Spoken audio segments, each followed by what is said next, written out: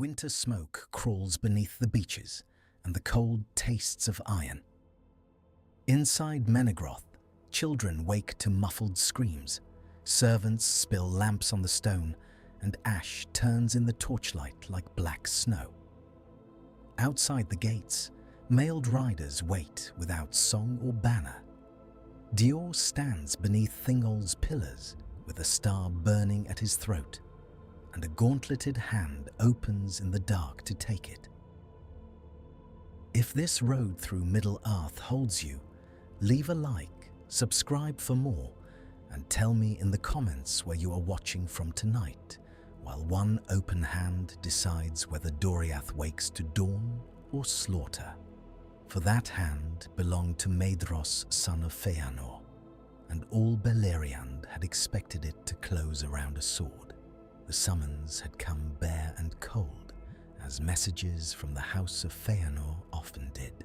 The Silmaril, a one by Beren and Luthien from Morgoth's Iron Crown, was demanded in the name of the oath sworn long ago in Tirion, the oath that had already reddened the white havens of Alqualonda with kindred blood. No threat had to be written beneath it. Every court from Nargothrond's ruins to the hidden ways of Gondolin knew what followed when the Sons of Fëanor were denied. They came first with words, then with memory, then with steel. Doriath in those last years remained beautiful in the way old wounds sometimes remain beautiful, because loss had not yet learned how to take shape in stone. Menegroth still gleamed under lamplight. Water still slid through carved channels along polished floors. The pillars were still wrought like living beeches, their boughs meeting in a roof of leaves that had never known winter. But Melian was gone. Thingol was long dead. The girdle had fallen. The 1,000 caves no longer felt inviolable. In the outer halls, the cold had begun to settle where once only music had lingered. Dior walked those halls through one sleepless day and one longer night. He passed the armories where spearheads were laid out for boys whose fingers had not yet grown steady. He passed kitchens where women stirred pots of barley broth because stirring gave the hands something to do besides tremble. He passed storerooms where dried apples, blankets, and lamp oil were being packed into bundles in case the halls had to be abandoned before dawn. In a nursery cut deep into the stone, he paused and watched as one old nurse soothed 3 frightened children with a voice that had survived Thingol, Melian, the dwarves, and the ruin of too many seasons to count. She sang softly of beech leaves in spring. The song shook on the high notes. In his chamber, Nimloth waited beside a brazier, her dark hair catching red firelight. Wet cloaks steamed in the heat. Beyond the curtains, their sons Eluraid and Elurin slept in tangled blankets, each with a wooden knife beside the pillow, because the game of guarding the hall had become less of a game. Elwing sat awake on a stool at the window slit, watching the pale pulse of the veiled Silmaril through the cloth at her father's throat. Nimloth did not ask him whether war was coming. War was already at the doors. She asked the only question left. Can they be trusted? Dior looked at her for a long moment. He heard the ring of a hammer far below as armor was fitted in haste. He smelled wet wool, wood smoke, and the bitter tang of hot bronze from the brazier. Not to love us, he said, not to forget. Perhaps to remember what another kinslaying would make of them. Nimloth stepped nearer. Then why give them anything? He turned his head toward the curtained alcove where his sons slept. Because pride does not bury the dead. Because every child in these halls would pay for the glory of my refusal. Because no realm is guarded by a jewel if its people become the price of keeping it. She was silent. Then, very softly, she asked the question that had lodged like a thorn in every mind in Menegroth. What would Beren have done? For an instant, he was not king, not judge, not heir of Thingol's diminished halls. He was only the son of two names too large for any child to inherit without bruising. He saw his father on the dark slopes of Thangorodrim, with one hand gone and one impossible hope still living. But he saw his mother dancing under beeches while all the court watched and forgot to breathe. He knew how songs would answer. Songs always preferred the blade drawn against impossible odds. Songs never had to count widows afterward. Beren won the jewel from the Dark Lord, Dior said. He did not win it so that children of Doriath could die for it in their beds. At dawn, he summoned his captains, the eldest of the Sindar, the keepers of the treasuries, and those few who still remembered the first rising of the moon. The council gathered in a chamber whose vaulted ceiling was carved with stars that no smoke had ever stained. Voices rose hard and fast. Some urged war at once, insisting that no yielding to Fëanor's line had ever purchased lasting peace. Some argued that the Silmaril was not Dior's alone to surrender, but for it had passed through Lúthien's hands and become bound to the memory of Doriath's greatest sorrow and greatest pride.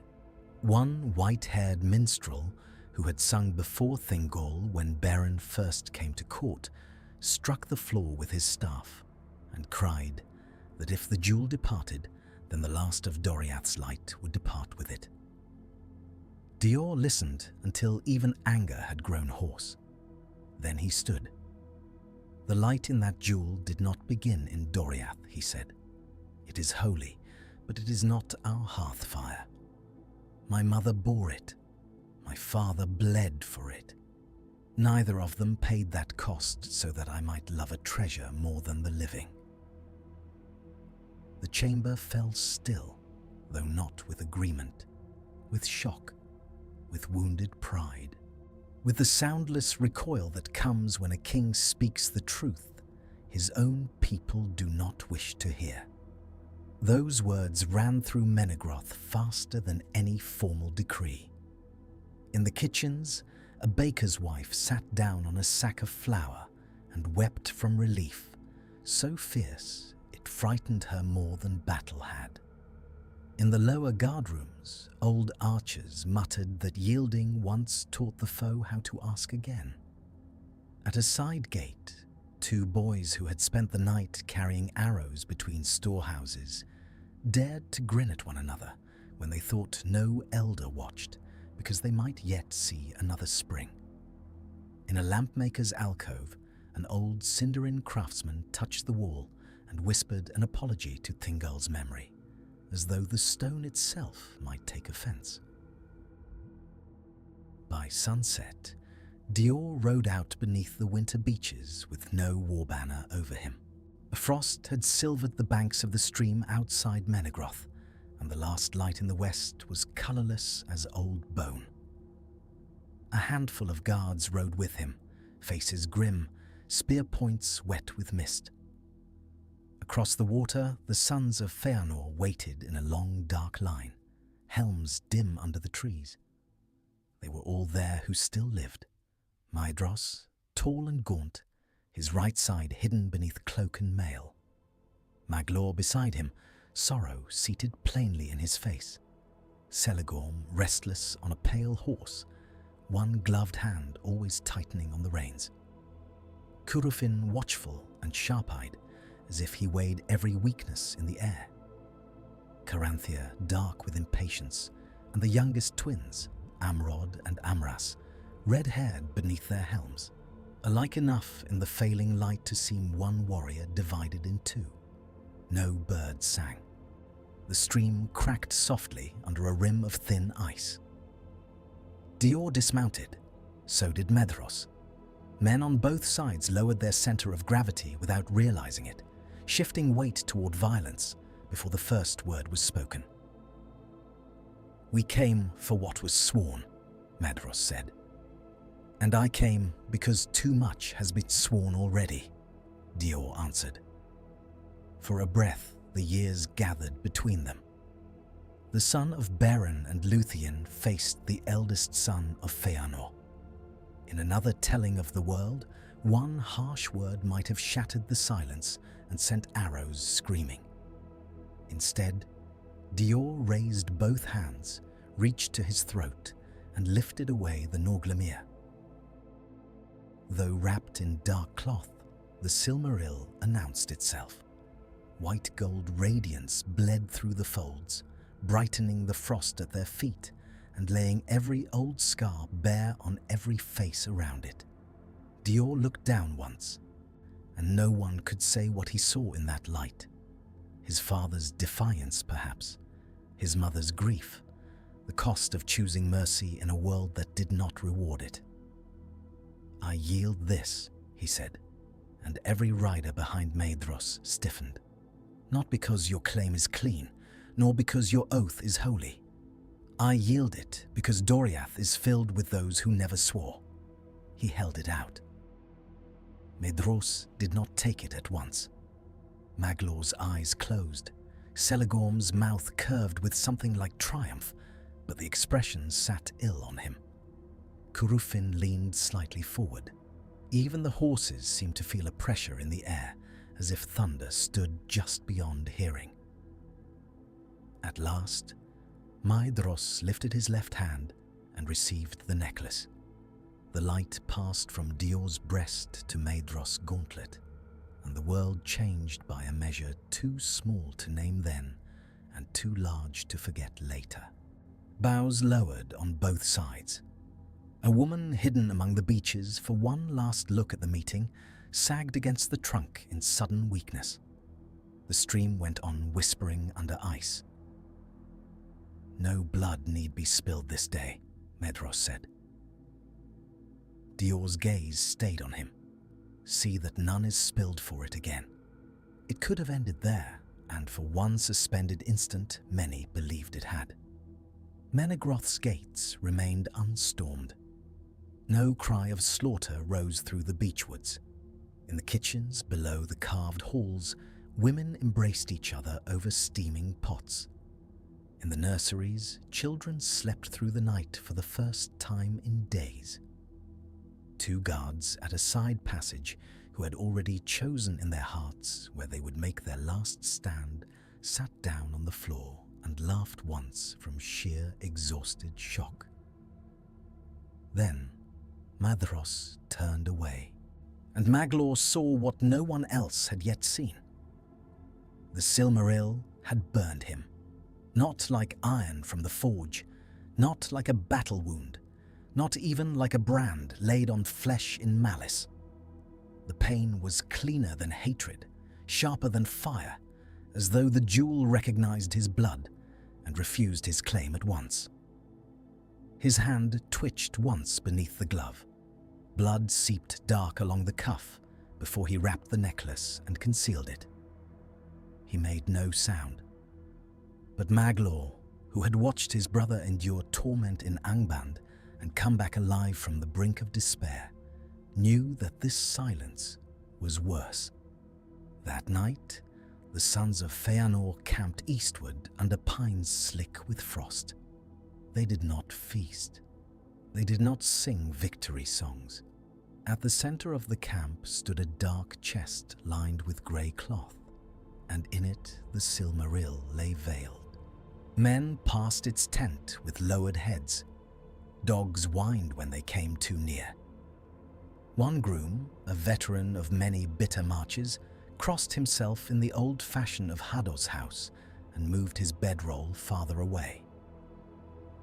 When the camp had quieted to the hiss of banked fires and restless horses, Maedhros opened the chest. Maglor was waiting in the dark beside him. "You felt it," Maglor said. Maedhros unwound the blood-stained glove. The palm beneath was scored white and red, the mark of the jewel bright as a wound that had been waiting for him across centuries. "I named it mine before the sun was made," he said. "I have bled for that word half my life, yet it judges me like a thief." Maglor looked down at the hidden light. Perhaps it judges the oath. Maedhros' face did not change, but some older weariness moved behind his eyes. If the oath is false, what have all our dead been for? The question lingered unanswered between the chest and the fire, between two brothers who had outlived too much to bear many answers. Word of the surrender spread faster than any rider. In Osiriand, green elves heard it under dripping branches and wondered whether the long fever of the Noldor had at last broken. In the fishing huts at the mouths of Sirion, women gutting silver catch on cold boards lifted their heads at the news and said perhaps the great lords had finally remembered that other folk bled when princes quarrelled. In hidden Gondolin, where peace had already begun to rot beneath its own secrecy, courtiers repeated the rumour with wary hope. In the damp hollows of Brethil, old men shook their heads and spat into the leaves. Peace, bought from a curse, they said, was a fire banked under ash. In Angband, Morgoth heard and smiled. No Silmaril could move through Beleriand unseen for long. Ravens tracked it. Wolves howled eastward at moonrise. Thralls vanished from their huts near the marches and reappeared behind the black gates with tidings traded for another day of life. Morgoth saw at once what mercy had altered. Doriath had been spared. The Sons of Fëanor were gathered. Hope, that most dangerous of weaknesses, was trying to organize itself again. Maedhros did what strong spirits often do when given one reprieve. He mistook survival for permission. If Dior had yielded the Silmaril without battle, perhaps the scattered free peoples of Beleriand might yet be drawn into one final league. Messages went out from Amon-Ereb to Sindar. Noldor, Green Elves, the remnant of the Edain, and all wandering companies who still carried spears in the west. He did not demand fealty. He called for counsel, provisions, plans, and the setting aside of old grievances in the face of Morgoth's gathering strength. Spring came late and wet when they assembled. Tents spread beneath Amon-Ereb in muddy rows. Smoke from cook fires hung low in the thawing air. Armor was scrubbed with wool and oil until it gleamed dully under clouds. Wains arrived from woodland tracks piled with grain, salted venison, spear shafts, lamp grease, and children too young to leave behind because there were no safe homes left to leave them in. Alongside them came the common life of armies that songs often forget. Farriers cursing swollen hooves, washerwomen slapping blood from old tunics in the stream, boys running messages with bread stuffed in one fist, widows sewing torn cloaks by the firelight because cloth mattered as much as courage. Doriath sent aid and envoys, though not its king. Dior remained in Menegroth, repairing walls, calming his own divided people, and watching every road with a care that never slept. He sent herbs, surgeons, smoked meat, bowstrings, and a message for Maedhros that was courteous enough to be read aloud and guarded enough to be remembered. Doriath wished no war among the Eldar. Doriath also pledged no blind allegiance to the Sons of Fëanor. The council did not survive its second evening. Rain had fallen all afternoon. By dusk, the camp smelled of churned earth, horse sweat, wet canvas, and onion broth thickening in kettles. Men relaxed a fraction too far. That was when orcs came in from 3 sides with their armor wrapped in black cloth to smother the sound. Wolves ran among them, huge and silent, until they were close enough to bite. Fire arrows hissed into wagons. Horses screamed and snapped their tethers. A child carrying water froze as a spear took the man beside him through the throat, and blood splashed across the bucket before the water could spill. Somebody had guided the attack. Somebody within the camp had sold the weakest line. Caranthea met the first rush with a 2-handed stroke that split wolf and rider together. Maglor rallied archers around the supply carts and sang commands into the rain until frightened boys steadied enough to loose. Maedhros seized the chest that held the Silmaril, mounted without a saddle, and drove straight into the breach before half his captains had even found their helms. For an hour, the camp became a ring of torchlight in mud, arrows, and snapping jaws. Amras died there, and not in any noble duel. He died pulling a frightened child from beneath an overturned wagon when a black-fletched arrow slid under his collar and lodged deep. He looked down in confusion, laughed once as if the world had told a poor joke, and sank onto one knee in the trampled grass while steaming broth from the toppled cauldron ran past his boots into the dirt. By midnight, the attack had been driven off, but the League was broken before it was born. Fires smouldered among collapsed tents. Rain drummed on the dead. The traitor was found at dawn. A groom from the eastern marches promised coin and safe passage that Morgoth would never have granted. Celegorm demanded torture. Maedhros had him shot where he knelt. It satisfied no one, least of all the widows. The companies scattered home in grief and suspicion. Hope had shown its face, and Angband had struck it in the mouth. In Menegroth, Dior heard the news from a messenger whose boots left brown-red water across the floor. He heard of the betrayal, of Amras' sudden death, of the council's collapse. He also heard the hard conclusion forming in the minds of many of his own captains. Let Fëanor's house choke on its own oath. Doriath had paid enough. He sent aid east anyway. Wagons of bandages, arrows, axle grease, dried meat, and winter herbs rolled out from Menegroth under grey cloaks and guarded faces. Not out of love for Maedhros, not out of trust. Dior understood what others did not wish to say aloud. If Morgoth had turned toward the Silmaril, then no wall, no cavern, and no memory of ancient sanctity would keep Doriath safe by standing aside. Mercy had spared one slaughter. It had not ended the war around it. Far westward, on a high hidden plain ringed by mountains, another ending ripened in secret. Gondolin still shone beneath clear skies. Fountains ran in its courts. Mothers opened shutters at evening to let cool air into children's rooms. Smiths worked gold and steel in bright forges. Yet Meglin's envy had already found its road into darkness. Treason does not begin with armies. It begins in a heart that tells itself, one wound is worth the ruin of many.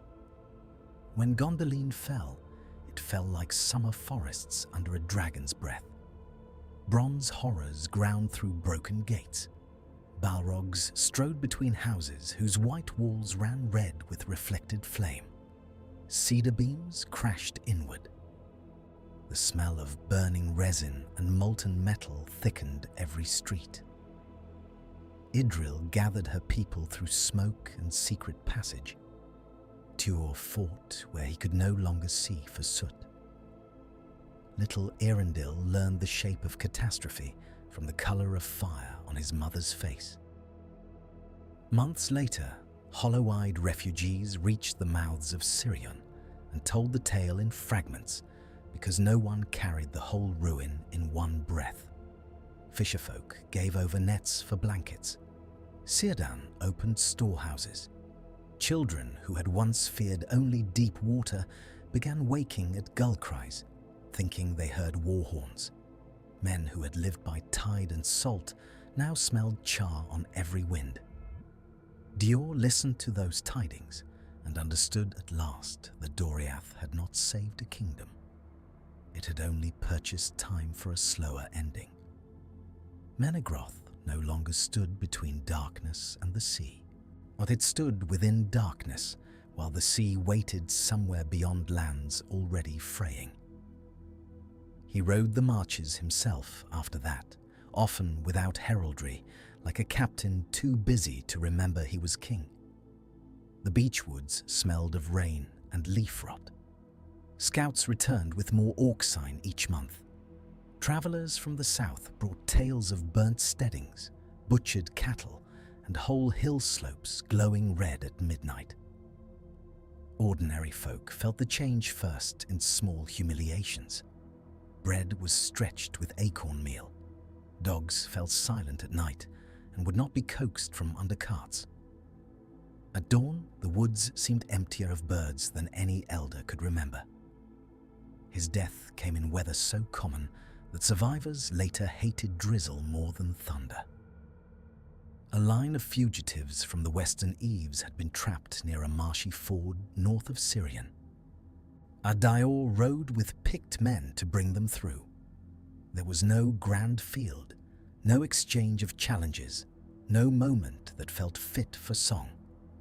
Only rain needling the reeds, wheels sinking in black mud, oxen bawling in terror, and orcs shooting from the mist with the practiced patience of hunters. Dior was turning his horse to cover the rear carts when one arrow found the gap beneath his lifted arm. He broke the shaft, killed the orc who had loosed it, and stayed upright long enough to see the last wagon moving again. Then the poison went through him with bitter speed. He died in mud with wet reeds against his cheek and the cries of frightened animals in his ears. The message reached Menegroth at dusk. Nimloth did not faint, did not wail, did not ask for gentler phrasing. She stood beneath Thingol's silent throne, and listened while the captain spoke every detail and then gave the commands that would end Doriath as a living realm. The people would withdraw in companies. The children would leave first. The archives would be packed if they could be carried. What could not be carried would be left to damp, dust, and roots. So the 1,000 caves were abandoned, not in massacre, but in exhaustion. Lamps were put out one by one. Doors that had stood open for music closed on emptiness. Old men who had once listened to poets from carved balconies now leaned on spears beside wagons. Women cut wall hangings into strips for bandages and wrappings. The smell inside Menegroth became cold stone, dead ash, lamp grease, and the bruised green scent of fresh beech boughs laid in carts for infants too small to remember this departure. Elwing walked out beneath the last torches and did not look back until she reached the shadow of the trees. When she turned, Menegroth seemed less like a palace than a mouth that had chosen silence. At the Havens of Sirion, exile learned to build.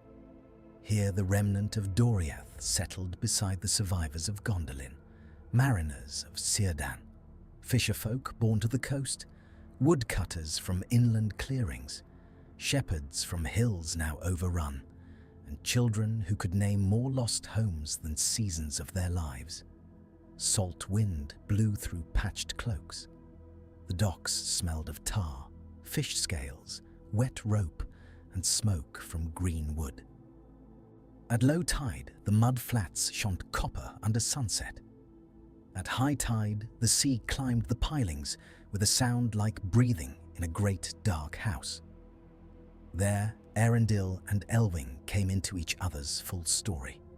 not in a single enchanted moment, but in work. He hauled timber and rigging with hands hardened by rope and salt, carrying his father's restlessness and his mother's grave endurance. She kept accounts of grain and sailcloth, tended the wounded, and listened when the newly arrived broke open under memory. Between them rose something steadier than sudden passion. It was built in shared watchfires, in loading casks before dawn, in naming the dead aloud, so that no ruin would take even memory without resistance. Eärendil sailed west, because every road east ended in Angband. He rebuilt ships, studied currents, read the speech of clouds and stars, and made attempt after attempt to find the hidden way. Again and again he was turned back by storm, enchantment, or the simple cruelty of distance.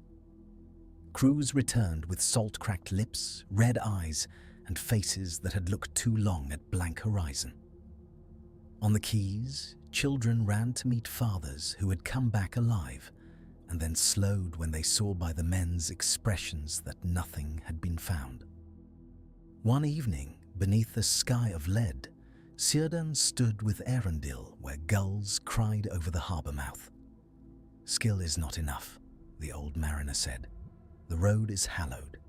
It may open not to mastery, but to light. Rumour travels easily where hope is rationed." That thought reached Maedhros in a wind off the sea.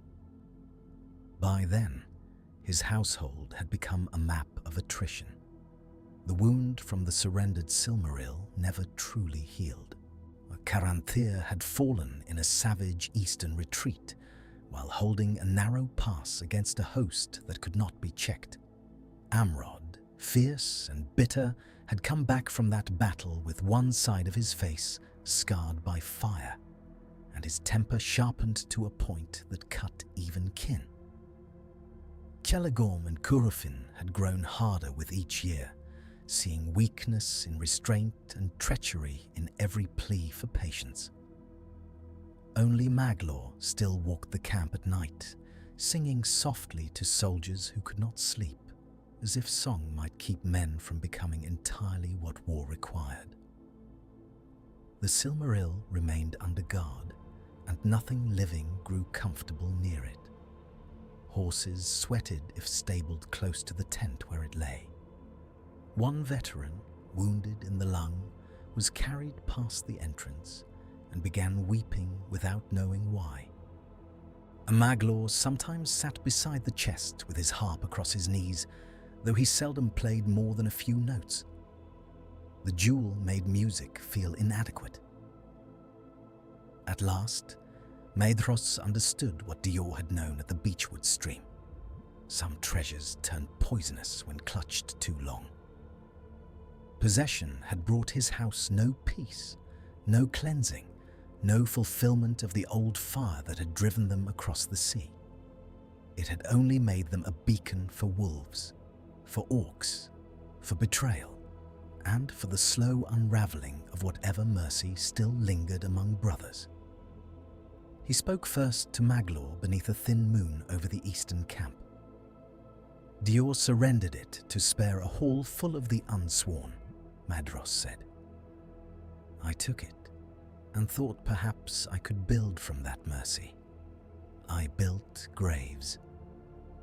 If Eärendil needs hallowed light to reach the west, then the jewel has a purpose greater than our claim.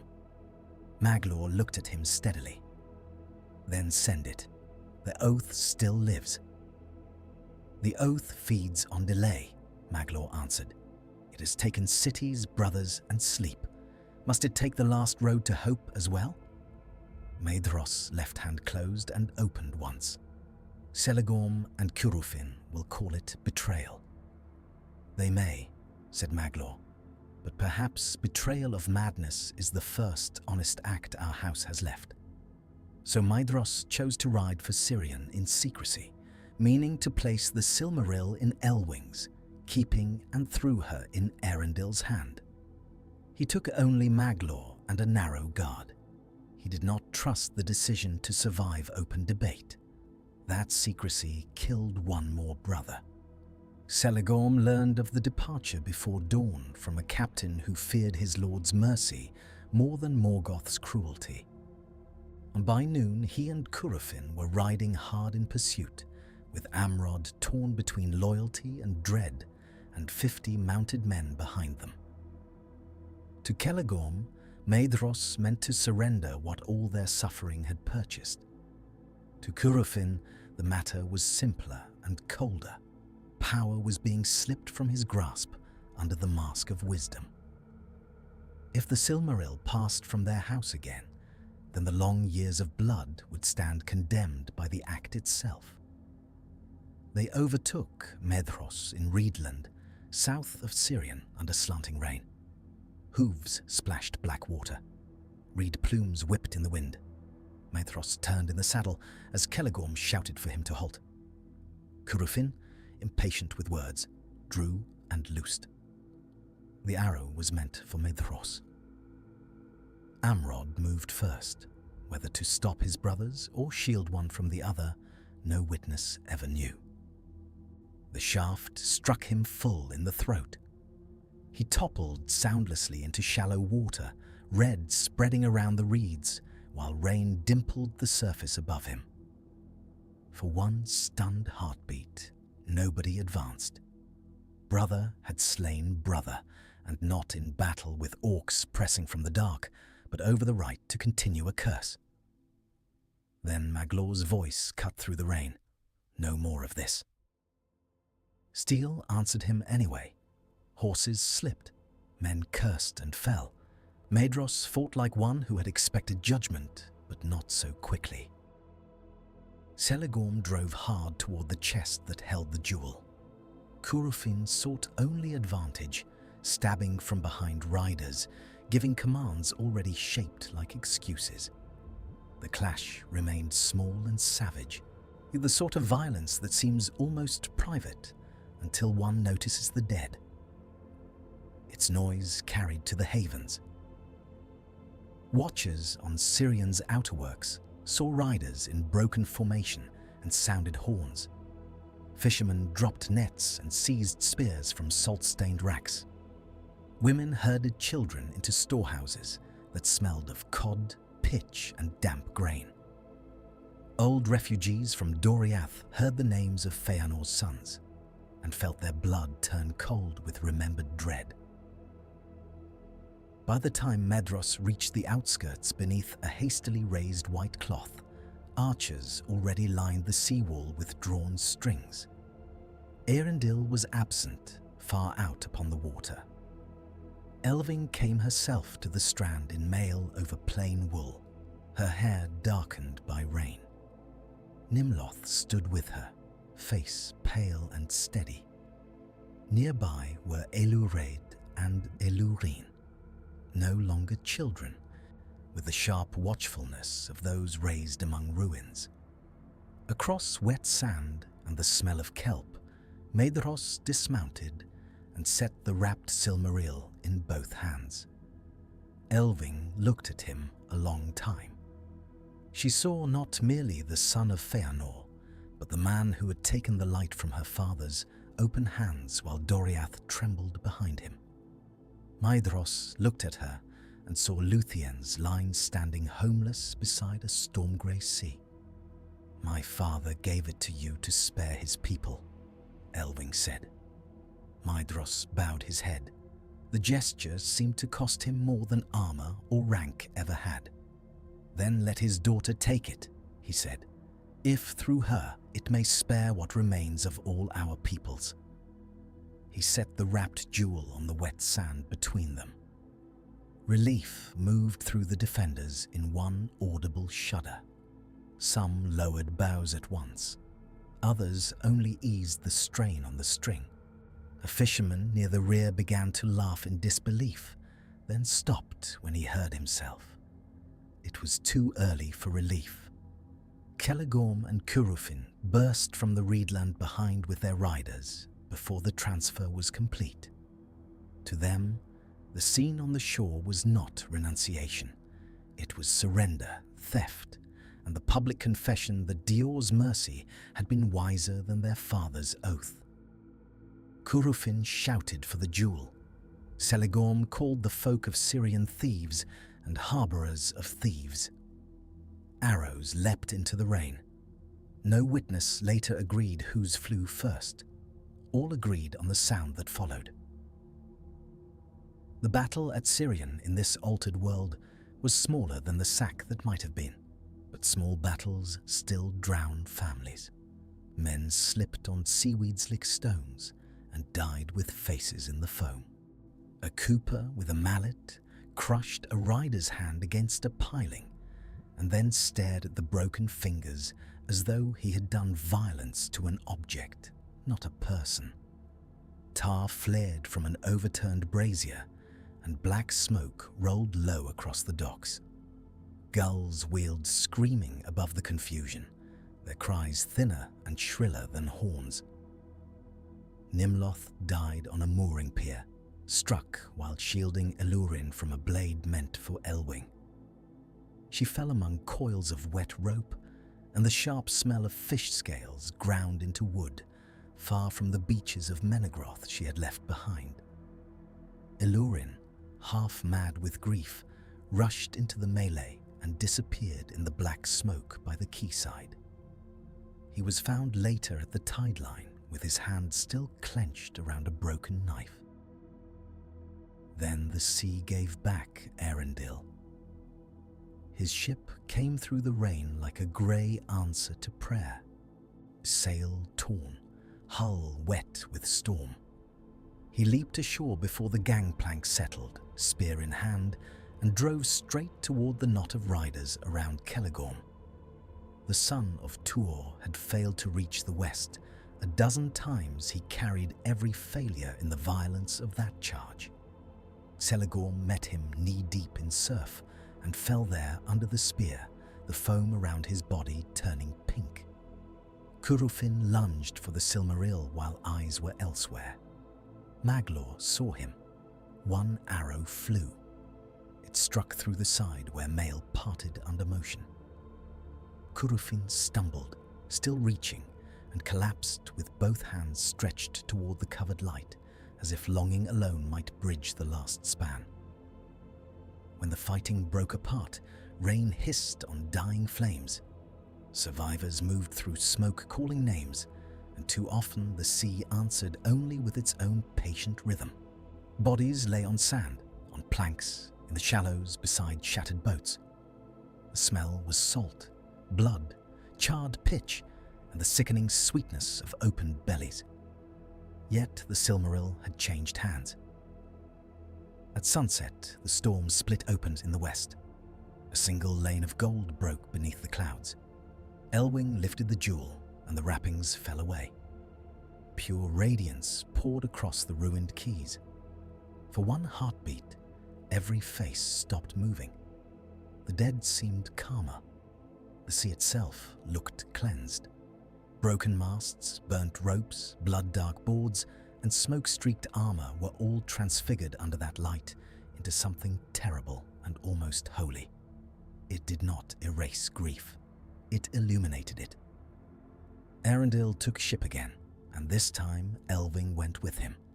There was no triumph in their departure. Nimloth lay shrouded. Elurin lay beside her. The wounded groaned under awnings on the shore. Maglor stood apart like a man already listening to his own elegy. Maedhros did not ask forgiveness. There are acts after which forgiveness would be too small a word and too great a presumption. Vingilort slipped from Sirion beneath the evening star it did not yet become. The Silmaril at its mast shone over black water. On the quays, the people watched until the light grew tiny, then painful, then part of the sky. Relief came first to Middle-earth as rumour. Ships of the west, eagles in great number, a brightness over the sea that no storm could smother.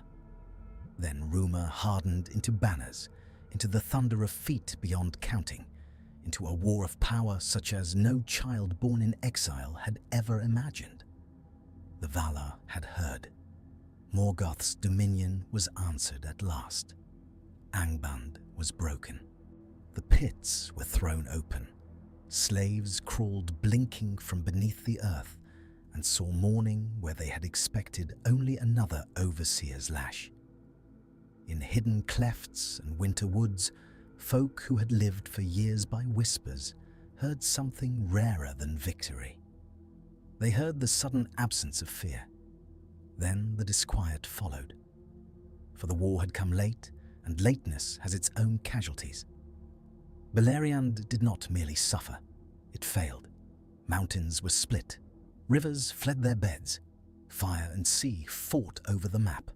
Great plains buckled, forests vanished into steam. The coastlines that had carried whole peoples toward hope were swallowed under grey water and white violence. Men who had survived Doriath, Gondolin, Amon-Ereb and Sirion stood on trembling heights and watched their memories go under. Menegroth sank into silence, no lamp would ever warm, and the mouths of Sirion were taken. Hills where children had once chased one another with reeds for swords slipped beneath the surf. Far east, winds carried ash over lands that in later ages would hear the thunder of the Rohirrim. Southward, where Gondor's white towers would one day rise beside broad rivers, coasts were reshaped by the ruin of a world older than those kingdoms could imagine. And beyond all those future realms, in green country not yet named the Shire, peace itself was being bought by losses so ancient that most who benefited would never know the price. Elwing did not return to dwell as before upon any mortal shore. Erendil bore the Silmaril into the heavens, and from that hour his light became hope for later ages. Yet in this altered road through the First Age, that hope burned with a harder knowledge. Mercy had saved Doriath from one massacre. It had delayed the Jewel's voyage west. It had preserved lives that mattered beyond counting. It had also left the world waiting longer for rescue, while kingdoms thinned and the sea crept closer. Lured survived the ruin of Sirion and wandered east for a time among the Green Elves, carrying no crown and speaking little of his name. Some later said he sailed from Lindon in grief. Others claimed he became a hidden lord in woodlands beyond the Blue Mountains. No record agrees. Nimloth's grave was lost because the sea keeps what it chooses. The fishermen of Sirion who had stood on blood-slick docks that day were either drowned in the War of Wrath or scattered into the long twilight of Lindon, where old men sometimes stopped mending nets to stare westward for no reason. Younger folk could understand. Of Fëanor's sons, only Maedhros and Maglor lived to see Morgoth cast down. One had at last surrendered a Silmaril for the world's sake. The other had killed a brother to halt a further evil. It might seem that such acts would finally break the chain. They did not. When the war was won and the remaining 2 Silmarils were taken from Morgoth's Iron Crown, Eönwë would not yield them to the surviving Sons of Fëanor. The judgment was plain. Whatever claim had once existed had long since drowned in blood. Yet the oath, though exposed, though mocked by history, though stripped of every noble garment it had once borrowed, they still worked in them like poison that the body has mistaken for marrow. So by night, Maedhros and Maglor stole into the camp of victory and took the jewels. Then the truth that had first touched Maedhros, hand beside the frozen stream outside Menegroth, was fulfilled without appeal. The Silmarils burned them, not because the jewels hated them, but because light does not become lawful merely because it is desired. Maedhros understood at last, with a clarity more terrible than pain, that the doom of his house had not been in losing the Silmarils. It had been in believing they could be possessed at all after everything done in their name. In despair, he cast himself with his jewel into a fiery chasm. Maglor threw his into the sea and walked thereafter beside the waves, singing to a horizon that never answered. So this altered history did not cancel tragedy. It redistributed it. It spared Menegroth the second kinslaying and saved Elured and Eluran from the forest doom that would have been theirs in another telling, though not forever. It granted Doriath a few more years of hearths, harvests, and children sleeping without the sound of slaughter in the halls. It gave Dior the bitter honor of choosing his people over a sacred claim. It gave Elwing a father's memory shaped by relinquishment rather than massacre. For a time, that mattered more than kingdoms. But the world beyond Doriath kept moving toward catastrophe. Gondolin still burned. Dior still died in rain and mud. Nimloth still fell before the sea. Sirion still knew battle. Eärendil still needed the light at last. And the West still came, only after delay had made the final rescue dearer. What is mercy worth when it cannot heal everything? In Middle-earth, often it is worth exactly what it saves and no more. A hall, a season, the sound of one child laughing one winter longer. That is why Dior's choice remains terrible and noble together. In an age ruled by possession, he relinquished. In an age of sworn pride, he thought first of those who had sworn nothing. He did not save his kingdom. He did not save himself. Yet he saved many from an immediate doom. And in Tolkien's world, that kind of mercy is never small, even when history later buries its footprints beneath larger sorrows. Long after the First Age ended, sailors in Lindon would look west and find Eärendil's star above the sea. Men in Gondor would tell of it as a sign that darkness can be answered. Riders on the plains that would become Rohan would sometimes see a bright evening light and feel, without knowing why, that old courage still moved over the world. And in the far future, in quiet gardens of the Shire, children would lift their heads at twilight and never guess that the peace over their fields had once depended on a king in a cold beechwood choosing to open his hands. Far below the waves, where carved stone beaches stand blind in silt, the lost halls of Doriath still seem to wait for the light that once left them and never came home.